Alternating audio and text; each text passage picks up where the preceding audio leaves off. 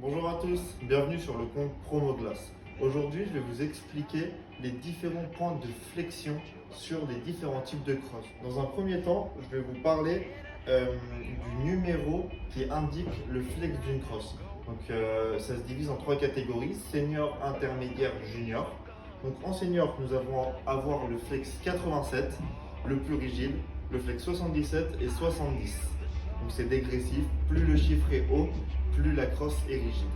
Ensuite, sur la catégorie intermédiaire, nous allons avoir le 65, 60 et 55 flex. Et ensuite, sur la partie junior, à partir de 50 et 45. Donc voilà les différents numéros qu'on peut retrouver sur les crosses.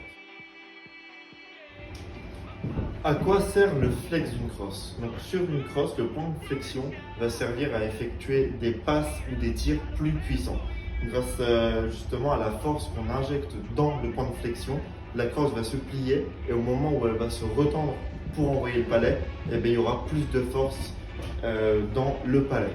Donc voilà à quoi sert le point de flexion et pourquoi il faut avoir un point de flexion adapté à son physique. Chacune de ces gammes a un point de flexion différent sur la crosse, donc à un endroit différent. Je vais vous montrer ça. Si on prend les vapors, le point de flexion va être bas, sur le bas de la crosse, car ça va être pour les tirs rapides, comme les tirs du poignet ou les passes rapides. Donc un tir du poignet, c'est vraiment quand on a la crosse sur la glace, contact avec le palais, et que directement on envoie un tir. Le point de flexion va être très utile pour ça. Pour finir, nous avons les crosses Nexus, avec un point de flexion au milieu.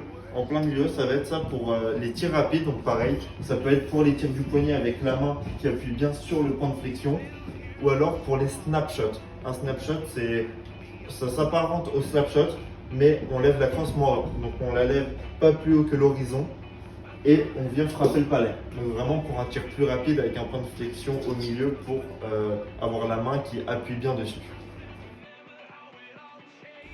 Voilà, j'espère que cette vidéo vous aura aidé pour les choix de vos futures crosses. Sur ce, n'oubliez pas de vous abonner et je vous dis à bientôt pour un nouveau tuto.